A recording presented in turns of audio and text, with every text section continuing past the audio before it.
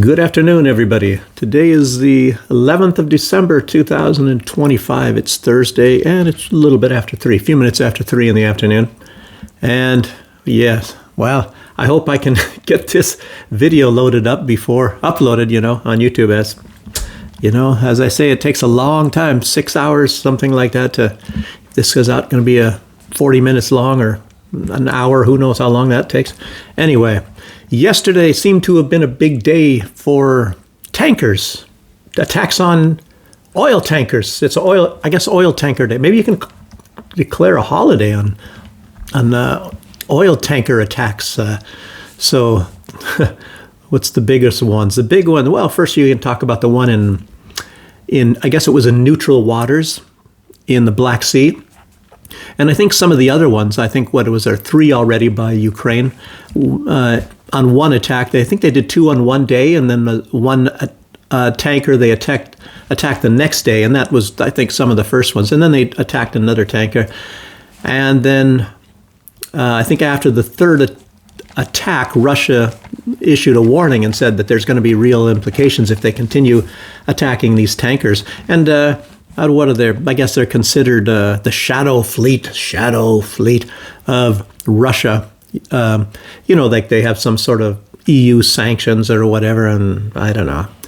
But apparently that works. And maybe, I don't know, the U.S. sanctions, I don't know if that's any part of that. But, they're sending oil on, and I don't know if there's any law against it, to be honest with you, putting oil in tankers that have a different flag on it.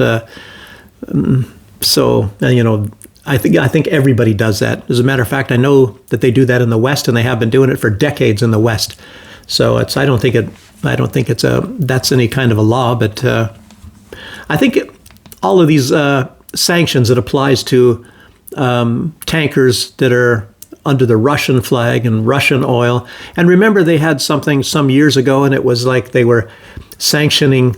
It was like something to do with insurance, and at that time I think there was a bank in England that were the only ones that were insuring these oil tankers, and they decided to cut Russia off, like they cut them off from SWIFT. They like to cut Russia off of everything, as you all know. That's the way how things are.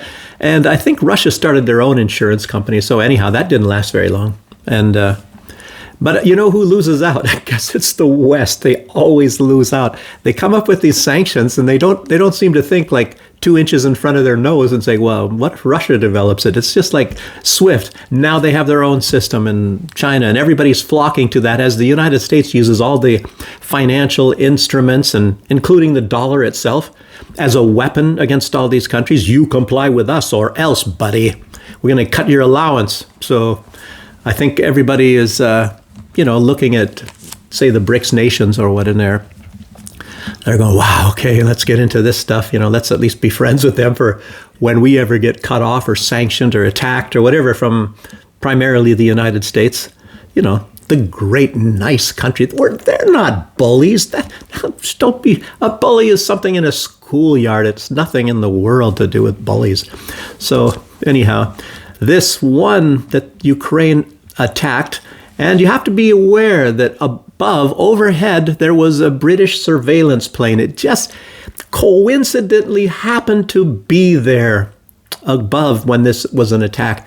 And this is similar to when Ukraine was attacking this pipeline infrastructure in, I think maybe even in Romania, but particularly in Hungary. They were making attacks first, I guess, in Slovakia, and then they had these attacks in Hungary.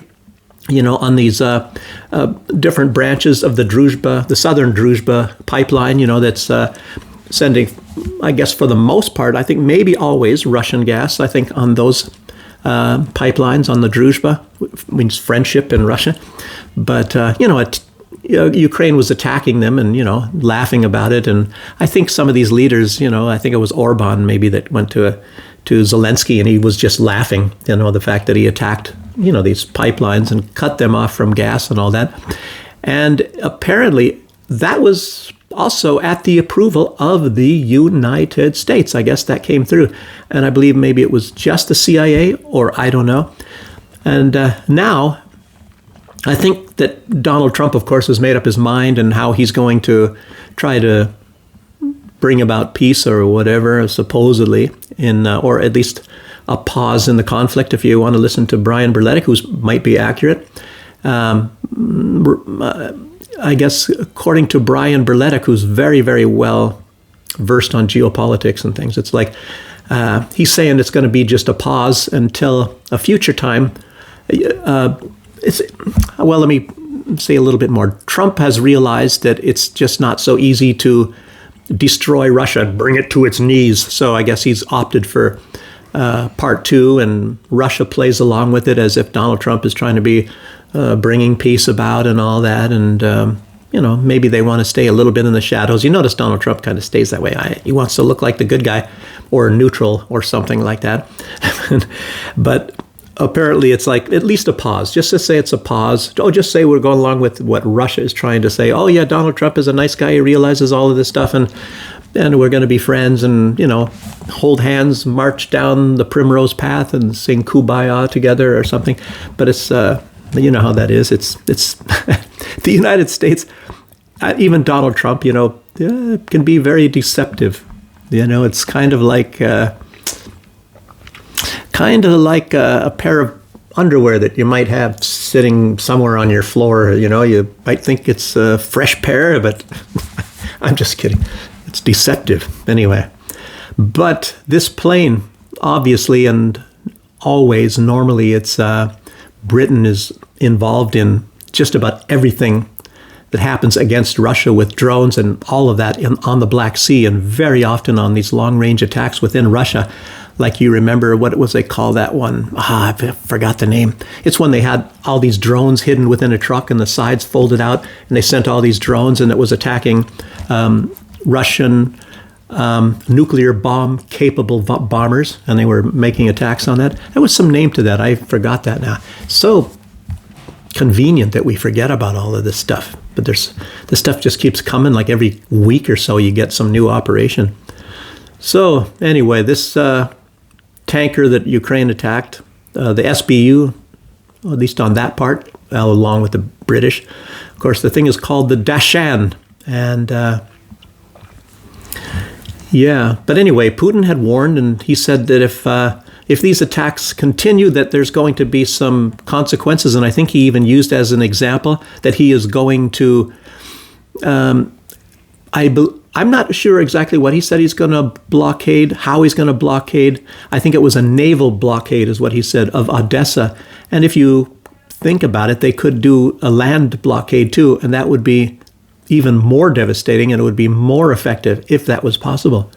Because, I don't know, they would probably have to let civilian ships and things through, and they could possibly search them, because that's always been a popular route to ship weapons into Ukraine is through the seaport there, and oftentimes on grain ships, maybe within the grain itself.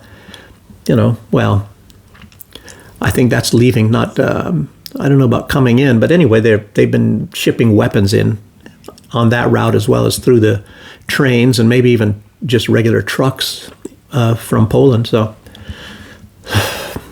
somehow they've got to be getting there. And I don't know if there's any flights going to Kiev, any flights at all. I guess it's probably using Poland's, and going to Warsaw or some other normal places like that. So, anyway, so you can probably expect that something's going to happen. I don't think Putin likes to issue empty threats. So, and maybe that's the whole purpose of that, to make Russia look like the bad guys.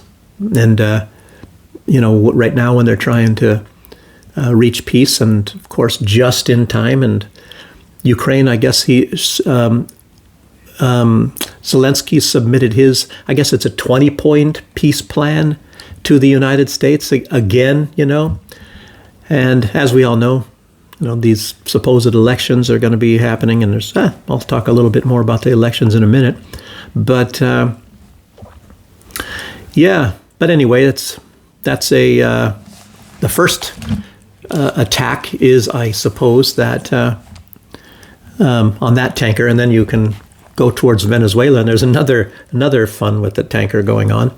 And it's the U.S. seizure of this really, really huge, massive oil tanker, the biggest that's ever been seized, I guess, Trump has bragged, and the biggest ever.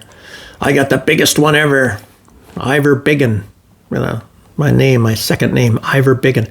And he said this. Well, anyway, this massive tanker off the coast of Venezuela, and the largest tanker ever seized. Look at these hands. And the name of the tanker is Skipper, or the Skipper. And I guess it's a terrorist tanker. Yeah, a terrorist. It's alleged, I think it might have even be by Pam Bondi. And this tanker has been under sanctions, I guess, since 2022, maybe late. It's a few years. It's under some kind of sanctions, like anybody that's helping the declared enemy of the month or a week or whatever is always under some kind of sanctions. And so this one, this time, was flying, I guess illegally, the Guyana flag. Normally I think you have to have some kind of registration. You can see flags from huge ships, and I'm even wondering if some of those countries that fly certain flags even have a port at all. I'm not even sure, because a lot of these flags doesn't really mean anything. It's just maybe they're registered there, but they've probably never even been to those countries a lot of the time. But in this case, I believe it looks like Guyana is complaining, and they did not register in Guyana, so they didn't have any legality to it. So they're flying the Guyana flag, I guess illegally or without the permission of Guyana, which, as you know, neighbors Venezuela, and there's a big portion of Guyana. I guess it's the one that has most of the oil, or all the oil, or whatever, excluding from what is off seas or offshore. Guyana, there was a huge oil find just some years ago. It's got the fastest growing GDP on planet Earth. I think it was like 36%, whatever. It was really high because of the oil. And the U.S., of course, is trying to be really good friends with Guyana. And I think Venezuela claimed, I guess it was a little bit under dispute anyway, this portion of Venezuela. And I forgot the name of it, but it's a good big chunk of Guyana. It's like maybe 1/3 of Guyana. And yeah, when oil was discovered there, now I guess Maduro claims that. So he's not always such a nice guy himself. And but continuing on with this other thing, this tanker was carrying approximately 1.1 million barrels of oil. That's a lot of oil. Sounds like it to me anyway. Some in the Trump administration, they're sending, rumors that it was also carrying Iranian oil. So now what the heck? What would you do? You fill some Iranian oil, then you send it all the way to Venezuela, fill up with some Venezuelan, and then send it back across the Atlantic. I mean, that doesn't make much sense. So I think a lot of these things are just a bunch of fake and grasping at straws. And I don't know if this is coming from Pam Bondi,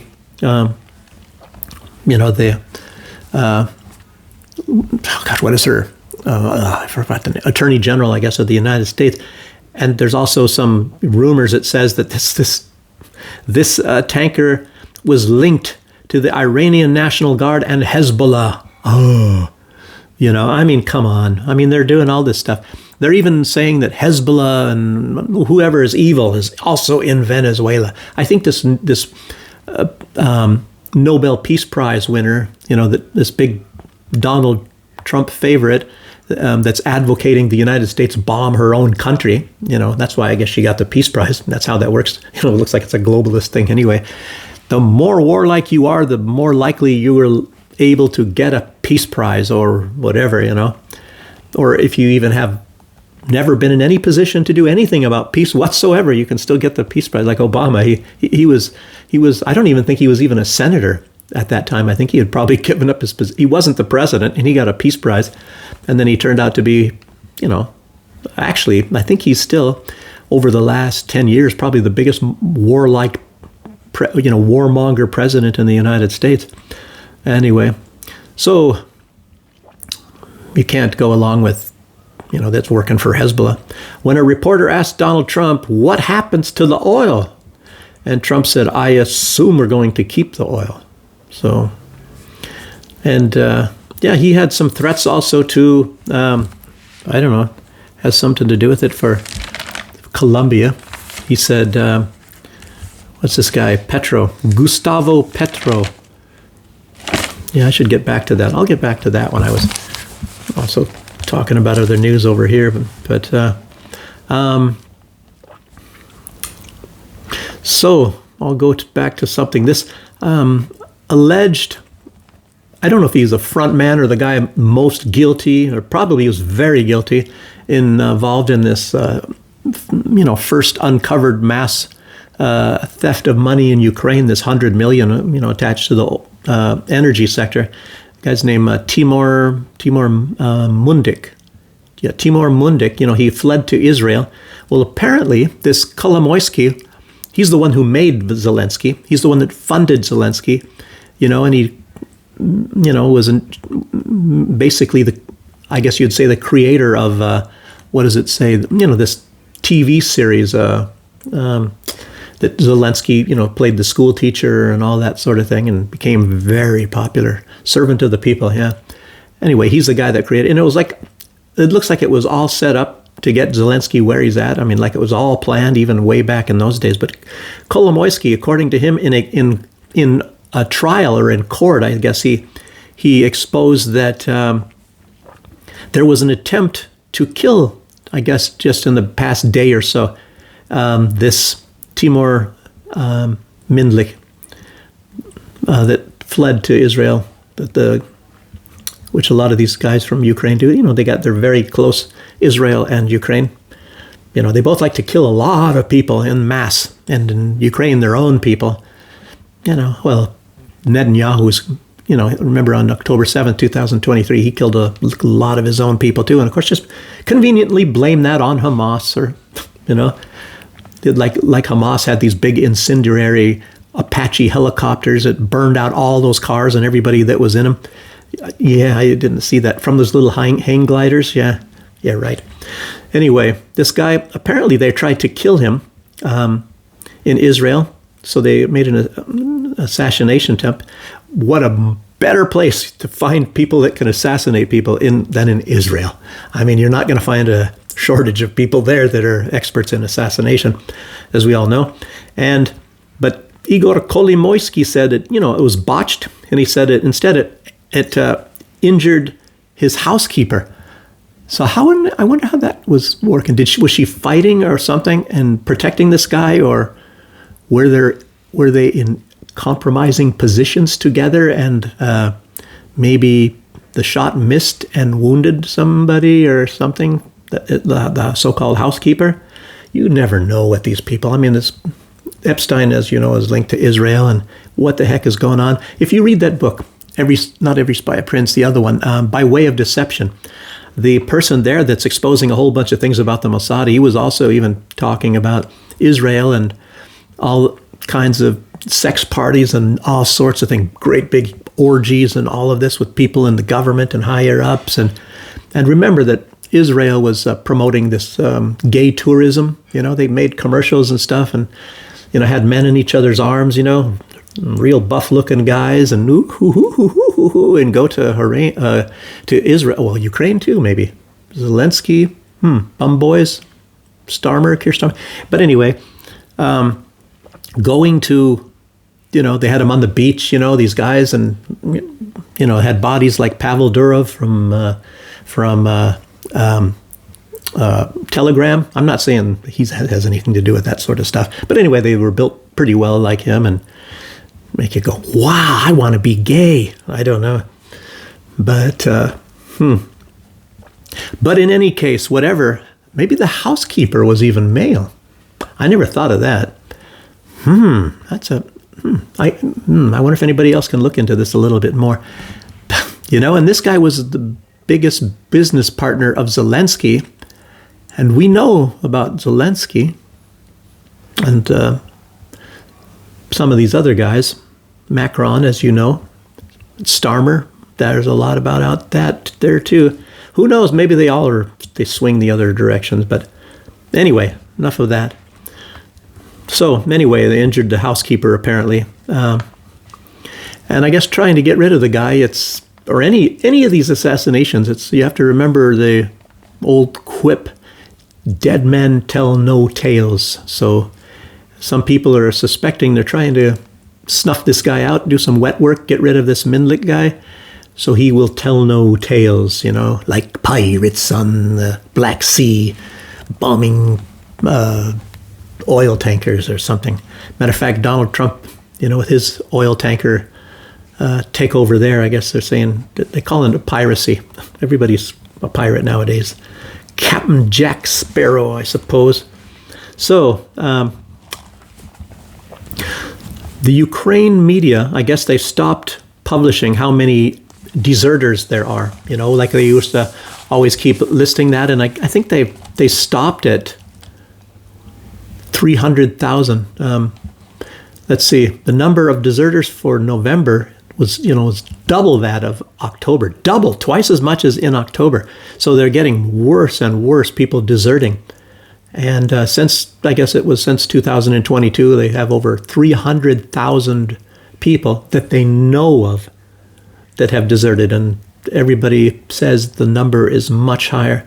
It's really strange, 300,000. That's like a magic number. And it's like they say that the real number of people that were killed in Gaza from all of the bombings is at a minimum 300,000. It's another magic number, I guess. Some people have it as high as 400,000, and everybody kind of realizes that this, whatever they have it at, semi-officially was 70,000 or something that Israel has massacred already from there.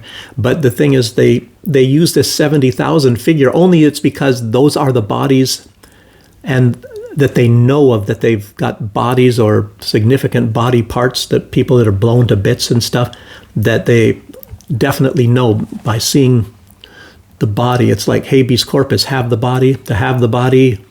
And there's a thing that said if there's no body, there's no crime. And so that's what they're going by in that case, even though there's hundreds of thousands of people that are not accounted for. And obviously it's going to be a lot more, and to clear all that rubble is not going to be a very easy task, as you all can probably believe. But anyway, now let's jump back again to the Caribbean. This Donald Trump is also threatening this guy, Gustavo Petro. He's the leader of Colombia. And, it's weird because I think, wasn't it George Bush II that gave at that time, the leader of Colombia, whoever that was, some presidential medal of freedom and all that. And it's really weird because Donald Trump is also talking about all the drugs and the cocaine that comes from Colombia. And it's like pretty well known. That's been happening for a long, long time, I mean, even way back whenever some president would get a medal from the U.S. president. I guess it's even before then. But it reminds me right now of that, Harold and Kumar, I guess, some of those movies, and one of them is supposedly, I don't know if it was the first movie or the second. There was two movies, and one of them they meet H.W. Bush, and I think one of the guys is going around smoking marijuana with George W. Bush and all that sort of thing. So that kind of just rung a bell at that time. You never know. So anyhow, he's the leader of Colombia. And Donald Trump said, I hope he's listening because he's going to be next, But that's not a threat, is it? Isn't that saying hello? Isn't that Donald Trump's way of saying hello? He's going to be next. And I was thinking, well, be next for what? Was Donald Trump telegraphing what he's got in store for Maduro? Or is next, does that mean that he's just going to be harassing him next? Or what? I don't know. I think I saw this poll out, and I think it was like asking, it was really, like I said, I like things about Trump, things I really don't like about Trump. I don't know if I'm neutral or not, because there's so many things I really don't like. But there was this poll, and it was online, and it said, do you agree with the way Donald Trump, I think the way he talks about other politicians or something, and I'm thinking they might mean like Marjorie Taylor Greene and all that sort of thing. And I was like, yes, no, and I don't know, or whatever the deal is. And I said, no, I don't like it. I said, no.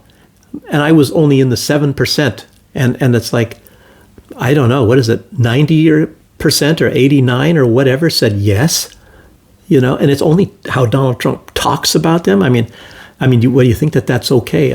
I don't know. I don't know if it was a skewered poll. I don't know if any of you saw that poll or not. Yes, but I don't know. What does Donald Trump have in store for Gustavo Petro? I don't know. And yeah, there's some good stuff about that, what Maduro addressed, along with that. But so I don't know. I don't know what Trump is meaning on that. He said Colombia has cocaine factories, and I guess he's trying to make everybody think that the president of Colombia is behind it all or something, is making the money or running the factories, the CEO or something. And he said, it's sending to the USA. Yeah, well, where else? And that's probably true. There probably is. I would not doubt it at all. And I would even bet that there is maybe people in the United States making drugs for the people in the United States. So maybe Donald Trump should say that he's next after, I don't know. Clean up your own backyard first, I've heard. I don't know. Maybe Donald Trump hasn't heard that expression or whatever. Yeah, remember that movie? It reminds me. Remember that movie, American Made, with Tom Cruise? And for the most part, Tom Cruise, he's working for the CIA, and it's with training terrorists in the United States. He would go down and pick up terrorists and bring them back to the United States, for training, as well as bringing a lot of drugs and selling lots of cocaine. It was from Central America somewhere. But anyway, I guess it's based on a true story, big time. And they even show the big players and things like that. But anyway, stuff like that's been going on for quite some time. I know for a fact that the United States is involved in the drug trade. That's just way too much information. It's already been exposed so many times. I'm not just talking about all the American soldiers. They have photos of them guarding the opium fields in Afghanistan, and what happened, I mentioned, I think on a couple other occasions, what happened with the Iran-Contra affair with Oliver North and all that, and it was exposed. And sometimes there was no press allowed, and, but one thing did come out, and it's obvious. And I think it was, I mentioned this many times with, what's his name there? John Pilger, the Pulitzer Prize winning journalist. He was talking about in his book, Hidden Agendas, that the United States, of course, was going after other people's, drugs, because the United States was into the drugs. And they were, some of the stuff I might even remember just because I've witnessed some of the stuff myself. So some of the stuff John Pilger may not have said, but I've seen it with my own eyes and, but anyway, there's, people that are, growing marijuana, for example, very, very high quality. And the United States would come there and destroy the fields with incendiary helicopters, very much like what Israel used on their own people on October 7th, 2023. So, to go and they burn stuff, whoosh, all these flames shooting out and burning everything that's below them. And they used to come in November. Wow, we just had November. But I don't know, it's some kind of a deal. I think they were able to get them to stop coming and doing that. And those people are really well armed. Most of them are from Barbados, but they're on the island of St. Vincent and the Grenadines. But the drug, whoever it is doing the trafficking of the drug, I think were centered in Barbados. And then they would use, like these small boats that you see that Donald Trump is hitting, they had boats like those, but they would just go to the next island. They would go island hopping up in the Caribbean, and then it would go wherever. I don't know. All that is known, that I know, is that it went from St. Vincent and the Grenadines to the island of St. Lucia. And then from St. Lucia, I don't know what happened to it then. But these boats that you see that Donald Trump is bombing, there is no way they're going to go to the United States. They might go to that island that is owned by Venezuela right off the coast there. And then it maybe goes somewhere else besides that. But you need a much bigger boat if you're going to go on the high seas than those little things. That's just for little short trips, those boats. I mean, jeez. And like I said, most of the time, any of those boats in those areas, they're mostly smuggling diesel fuel. They're not smuggling drugs most of the time. And definitely there's some drugs being smuggled.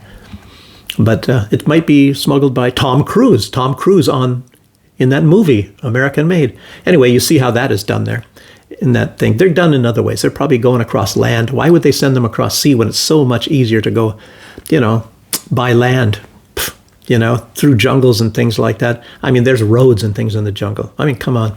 So, and it's a lot safer. I don't know, both ways anyway. But I know that Israel was sending weapons into the Caribbean and Central America through that way, but just in reverse. I don't know, maybe some of these drugs are going to Israel.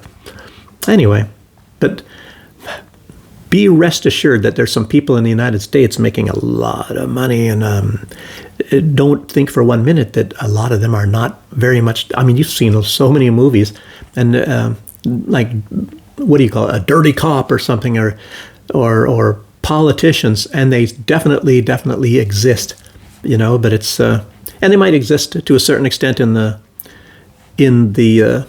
South America too, but I don't know. I don't think Maduro is in any way involved in any of that kind of stuff.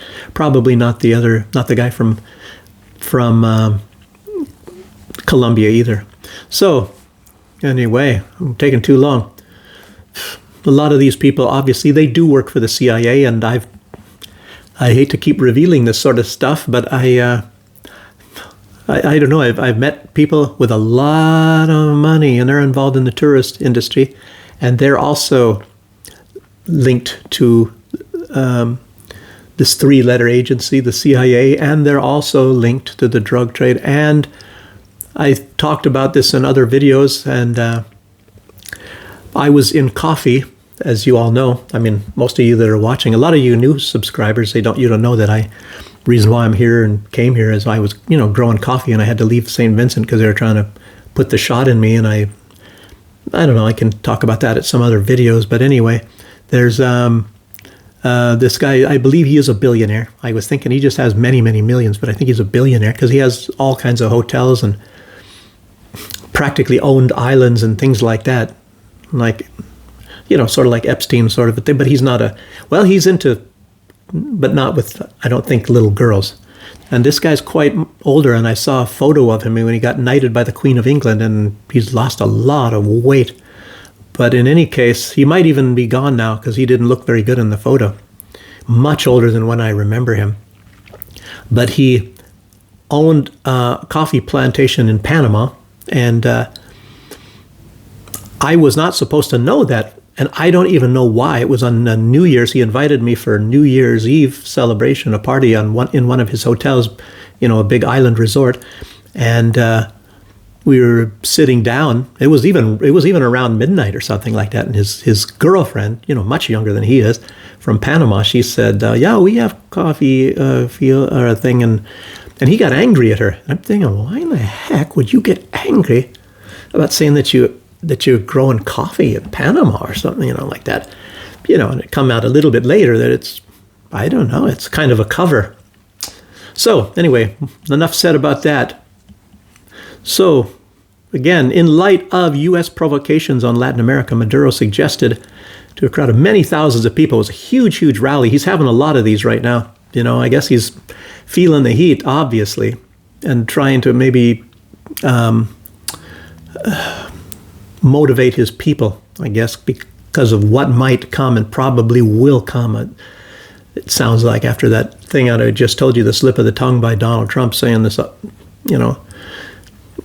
the guy from Colombia's Petro is going to be next. But anyway, in front of this crowd, Maduro got up, thousands and thousands of people. He suggested the refounding of Gran Colombia. And I talked about that in a video not long ago, what Gran Colombia was and all that. It was like established back by Simon Bolivar. I think it was 1819, and it kind of sort of broke apart in 1831. But I was saying that in relation to this Monroe Doctrine, that Donald Trump's new policy, and they both came about around the same time. So this was all in the same era, when James Monroe was president, on the Monroe Doctrine back in 1823. And at about 1823, or around there, is when a lot of these holdings from Simon Bolivar was coming about. So, and the Monroe Doctrine is, as you know, just have Europe, you stay out of our entire hemisphere, and we'll stay out of Europe only. Like the U.S. still has the ability or something, or the permission to go into Africa and Asia and everywhere else. And some people are trying to say, oh, no, he's not going to do it anymore because he's the Monroe Doctrine. No, it doesn't say that in the Monroe Doctrine anyway. So, but anyway, Gran Colombia back then, it was originally not only Venezuela and Colombia, but also Ecuador and Panama and parts of other countries like Peru and Guyana and Brazil. So it was really huge. And I don't know if Maduro is believing that that could possibly happen. And I think Guyana, they're not really good friends, I guess, since Maduro was claiming part of Guyana. I don't know if Guyana is very happy with Maduro, so they're not going to be a part of that probably. It's probably meaning just Colombia and Venezuela, because they're the ones, getting threatened the most from Donald Trump.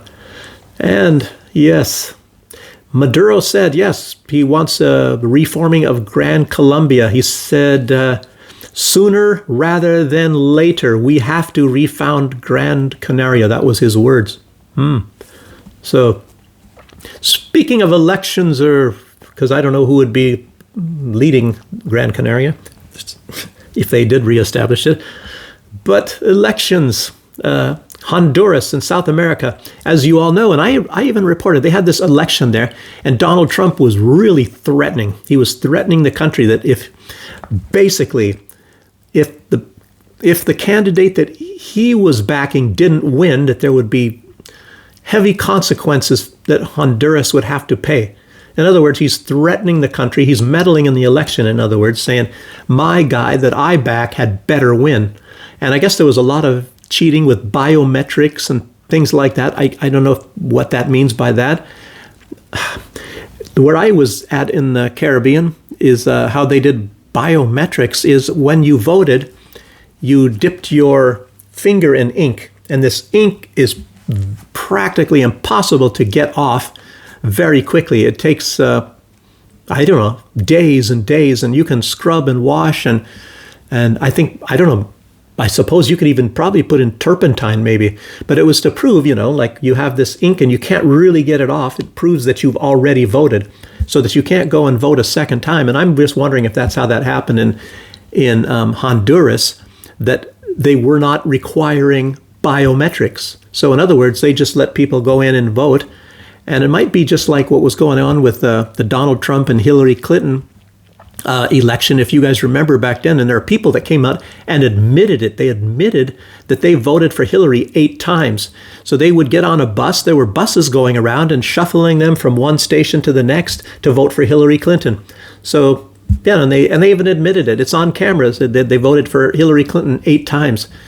So, to try to win that election. I mean, yeah, but the United States, Donald Trump can threaten other people, but why don't they clean up the United States too? And we all know about the Biden-Trump election. And like I said, it's not like I like or dislike Donald Trump necessarily, but there was cheating on that election, for old Sleepy Joe. We all know that. That's just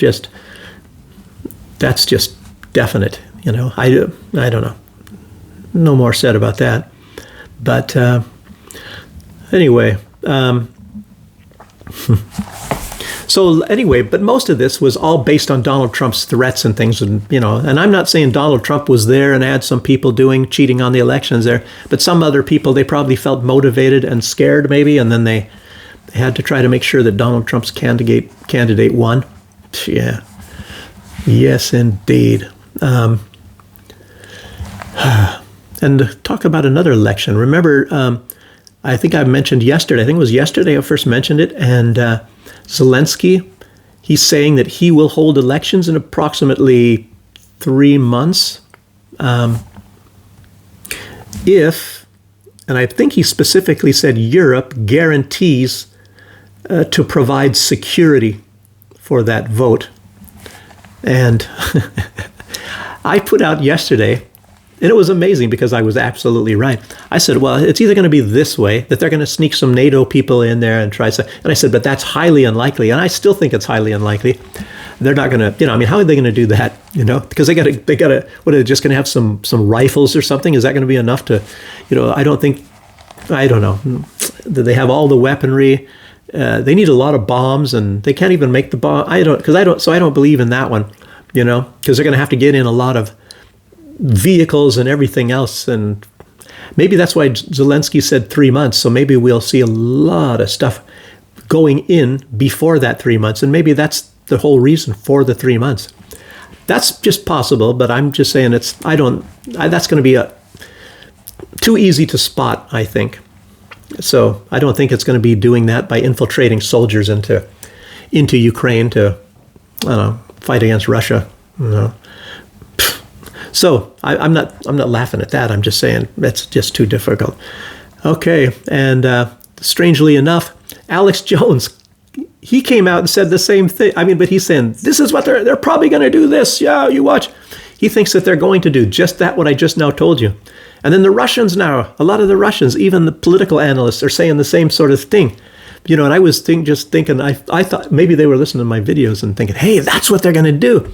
No, but I seriously don't think that's going to happen. I think that's a little bit too much. But I gave another scenario of, why Zelensky would have, and he knows that he would lose. The people hate him there. He might get, if he's lucky, 25% approval. Maybe he's going to get a whole bunch of parties to where the vote is all spread out and diffuse. How do they do that? That's that word. So that everybody else is mixed up, and then his party ends up getting a little bit more than the other ones, which is maybe be 23% if he's lucky, something like that. I don't know. He might get 40. I doubt he'll get 40, but anyhow. If it's two candidates, Zelensky probably would lose. I don't know. Maybe Greta Thunberg will run or something. But I was saying that the best probability is he's going to do it to fudge the elections. Very similar, and I'll tell you what. Look at what I was just telling you about Honduras, how they did that. I mean, there's lots of different ways. I mean, you can do it with computer software. The United States has been known to do that. They have done that, and there's no doubt about it in certain districts or whatever. But it's definitely done. And then there's another way, like maybe this biometrics. And I just told you the simple ways, to dip your finger in the ink and all that. And you can't really wash it off. But then they'll have places where people don't have to dip their finger in the ink, and then they can go somewhere else and vote maybe. But there's the Stalin method. What did Joseph say? Joseph Stalin, he said, how you vote doesn't count. It's who counts the vote that counts. So how people vote doesn't count. It's who counts the vote that counts. And that's like Moldova. I mean, look at how Moldova did all this stuff. They blocked roads. Matter of fact, back in the George Bush and Al Gore days, they were doing some things like that too. They were blocking black people from voting because they thought they would vote for Al Gore. I mean, in Florida, I believe at least there was reports of that. You never know what to believe anymore, but at least that's what they said. And but Stalin, Moldova, big time cheating, and I don't want to go into that. You guys can look that up and how they cheated different ways by not putting in polling stations where the vast majority of the supporters of the other side will be located, like maybe say whatever Ukraine holds in. And if it's the Donbass is to be voting, they won't have polling stations probably, or maybe even places near or all of Odessa and Nikolaev, because those are Russian places as well, Kharkiv. So they'll have only a couple places. They'll make sure a lot of the people don't get to the voting stations, and they'll make sure that maybe people in Lvov can vote 3 times because they'll vote for the Nazis, the Banderites, I mean, most of them. Anyway, different areas. But that's just an example. So, yeah. Anyway. Okay. But also in this Honduras election, I guess the Congress, they had a body of people the Congress from Honduras, and they came out and they nullified the election supposedly, and they said, with the biometrics, that there is evidence that not only Donald Trump's threats and the biometrics, but that even the Donald Trump's threatening people and all that. So they said that it was a fraudulent vote, and I guess they have evidence for that.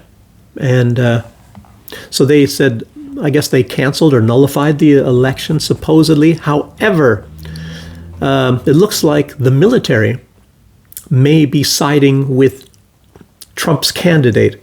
So you never know. It might get to some hostilities in Honduras. Who knows how much Donald Trump is involved in this? And I don't even know. I guess he's trying to rule the whole hemisphere, and that's why he's trying to make sure that all of his people are in all these places, such as Venezuela, Colombia, Honduras. Every election comes up. I guess Nicaragua is going to be getting their turn at some point in time, because they're probably not too happy with the United States most always. Anyhow. And, matter of fact, the country that I come from, I have my citizenship, by the way. My citizenship from the U.S. is long expired, so I'm a citizen of St. Vincent and the Grenadines. They just had an election, and the guy that had been there for like 30 years got voted out.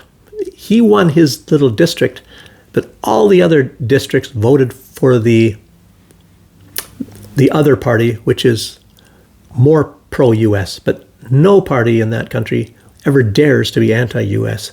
So, but anyway, the party that lost was the ones that were very good friends with Hugo Chavez and Maduro and even in Honduras and things like that. So, and I don't hold it against that party, and I'm not saying I like the party that is pro-U.S. or dislike them. I don't think, at least not till yet, the United States hasn't played a huge role there. Sometimes yes, but not normally, except, I mentioned already the drug thing when they would go and destroy the marijuana fields with incendiaries, but other things, I don't know. So there's good and there's bad for all of that. I don't know. That's all I want to say about that. Okay. So how far is this goal of the EU stealing the Russian assets? So where are we at as far as that's concerned? Well, it looks like, and according to Politico, American publication, I believe, it says the EU is planning on a punishment against the leader of Belgium, and like putting him sort of on the same footing as Viktor Orban from Hungary, that doesn't like to play all these games and do a lot of corruption and stealing money and things like that. Or even Slovakia. I don't know. They don't mention Slovakia very much. And, Fico is all against all this stuff and nonsense as well. But maybe they just don't play a big role because it's a smaller country. But anyway, they're going to apparently give whatever, I can't remember his name, the leader of Belgium, the cold shoulder and treat him poorly too, like Viktor Orban. And so now, look at this. You're starting to get a lot of these people that are sort of anti-EU. So now you have not only Slovakia, because when Fico won that election, Orban was the first, of course. There's Orban, Fico. Now the Czech Republic is going that way. And they're possibly steering Belgium into the arms of these people as well. So you're going to have 4 right there. Wait till I get to Eurovision, too. We're going to be talking about that. So, anyhow, there's starting to become a bloc forming against, by the leaders of some of these countries against some of the actions of the European Union, the unelected European Commission in the personage of Ursula von der Leyen and Kaja Kallas. So, okay. Oh, this is some exciting news, and it's kind of breaking. It happened in the wee hours of the morning over here in Belarus. And it's going to make the news a lot in Russia. So all of you out there, I know some of you from Belarus watch this. And if you haven't heard about this yet, so you'll hear about it very soon. Maybe it's even on the television by now. But the Russian FSB in Belarus, that were in Belarus at that time, they captured Ukrainian spies on the Belarusian border with Lithuania last night. And, Lithuania, I think they were crying about these weather balloons or something and saying that Belarus is smuggling cigarettes or something into Latvia. Oh no! How dare they do that? Lives can be lost. But anyway, I don't even know. I probably was Lithuanian. Nobody knows who was doing it. And I don't even know if there was more than one. These people are a bunch of jokers anyhow.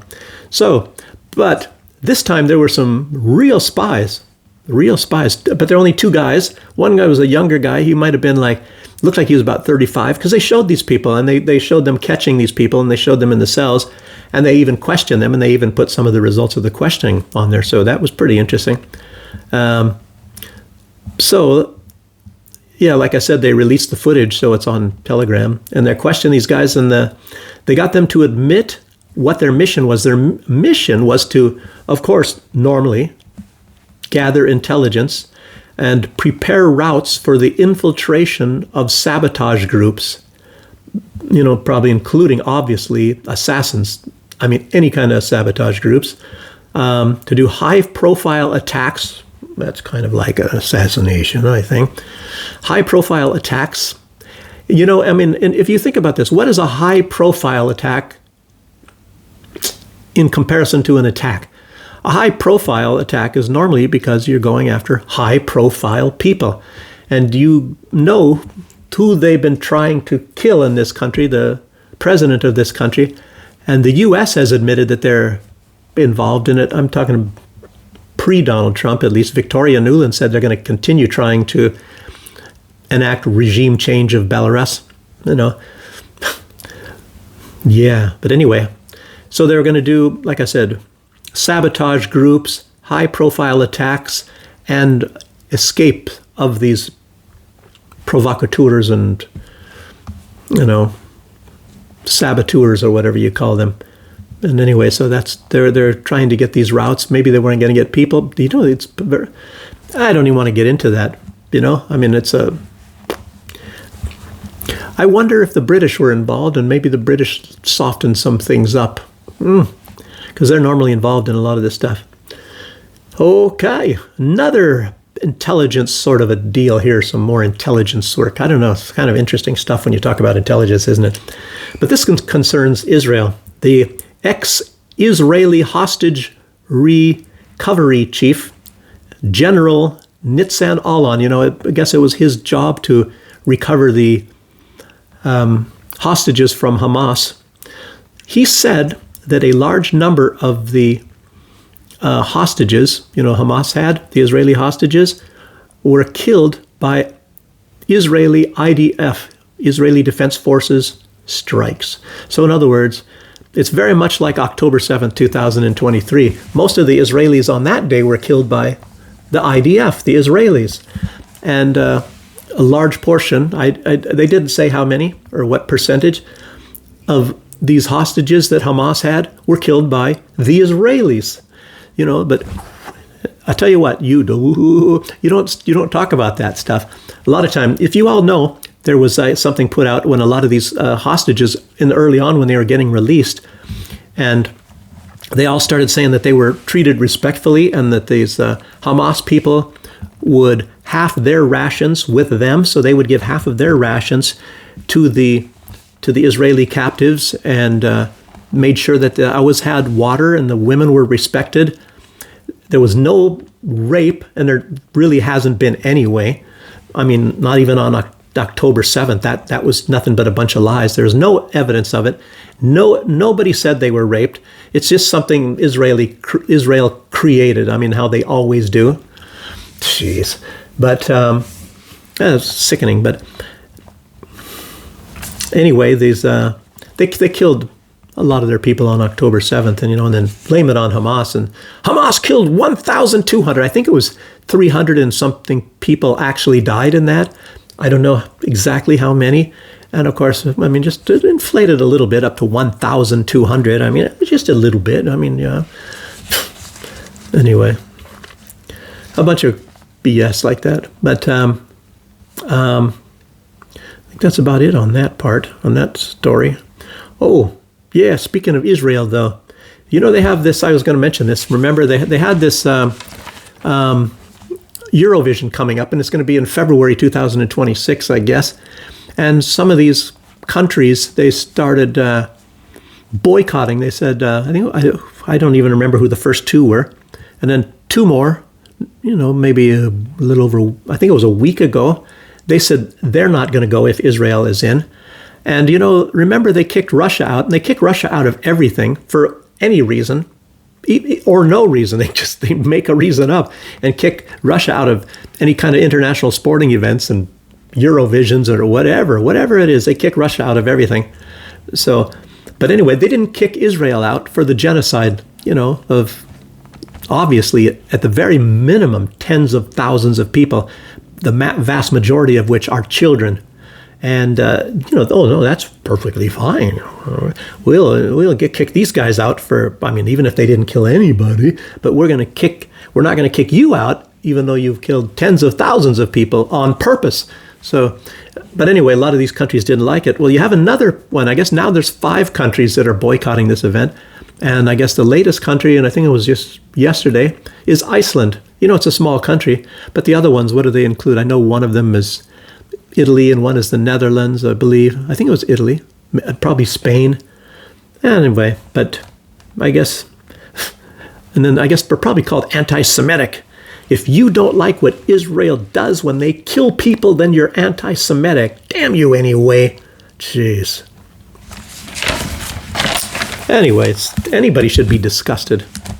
And I was even mentioning yesterday, like this meltdown from Tim Pool, and on that video yesterday, it was a little bit later because it was taken late into the night, but that one, luckily, I think it was like 11 o'clock, so I'm definitely going to sleep before then, but I saw that was uploaded so I could put up those links of some of those videos, and it shows on a couple of them. I guess maybe the Candace one is better. I put up one from Candace Owens, and then I put one up from Kim Iverson, and they show him, melting down, and it's like embarrassing. It makes you wonder, he should delete his own video. And it's obvious to me, I think, that, Nick Fuentes does not support Israel. Damn him anyway. But, he goes sometimes into these kind of, he's not melting down, but he goes into a rant. And I think maybe Tim Pool was saying, I'm going to do one better than you because you're getting popular by, ranting. So I'm going to do a rant on steroids. And he starts, going after Candace Owens and, using really foul language. And, it's like, what the heck? Can't you control yourself, guy? It's bad enough that he supports Israel. I didn't watch him anyway because it just didn't excite me. I didn't even know that he supported Israel. But apparently a lot of other people are saying now that he's doing this to go after Candace Owens because Israel hates Candace Owens. And he's trying to support all of the stuff that Israel supports. He supports Benjamin Netanyahu. Who could do that? And so he's trying to get the support of Israel because I can't understand how he is having financial problems. He makes a lot of money on YouTube, and he can do something else besides too. And he goes hunting, maybe he can, bring down an elk or a deer or something and sell the meat, or I don't know, got all kinds of guns, or maybe just sell some of his guns if he's having financial problems. And he says, how am I going to sell my house now? Like he's thinking, I don't know. He's blaming Candace Owens for a lot of things. So that she's evil and she's you can't say that in Canada, the C word and all that. Come on, man. Anyway, some things I don't like about the rants of Nick Fuentes. You know, he had that one on Piers Morgan, and I don't think I posted it. I just talked about it as all. You know, and some of the things I agreed with him on, he was talking about, you know, I think he said three things. He says three things. He said, the Jews control society. And he said, women should shut the F up. And black people, for the large part, should be locked up. And something like that. You know, and of course the Jewish thing, there's a heck of a lot of truth to that. You can't even deny it. Most Jews even admit it, that they control an awful lot. A lot of them will threaten you and they'll say, well, we control Hollywood and we control all this stuff, so you better, do what we want you to do, or just not mess with us, and things like that. You know, banking, what else are you going to go? Banking, Hollywood, even the judiciary. How many justices, even of the Supreme Court, are Jewish? I guess more than, I think, Christians and things. I mean, you can just go on to all kinds of things. And, I'm not saying the Jews are out to get us or nothing like that. And I'm not even against Jews necessarily. There's certain types I certainly am. And I certainly don't like this Zionism stuff, from these Israeli things. Some of these people, there are decent people there in Israel, and I would think, man, you should move. I mean, and as a matter of fact, I think the Jews say they like it better in Iran than they like it in Israel. And the country with the second largest amount of Jews in the world after Israel is Iran. Oh, but they're trying to make a nuclear bomb and blow up Israel. Anyway, it's a bunch of BS. So anyhow, but anyway, I don't have anything else to say. And it's over an hour again. I always do that. It's going to probably be a long time, probably late tonight till this is uploaded and how that works out. Unfortunately, you never know. Sometimes I get lucky. Anyway, everybody, I appreciate you joining me, and I hope you learned something, or hope you enjoyed it. Anyway, I was gonna make it a little more entertaining. I was gonna take my clothes off, but I'm not ready for that. Maybe in the next video. I don't know. Okay, thanks for joining me again, everybody. Bye bye.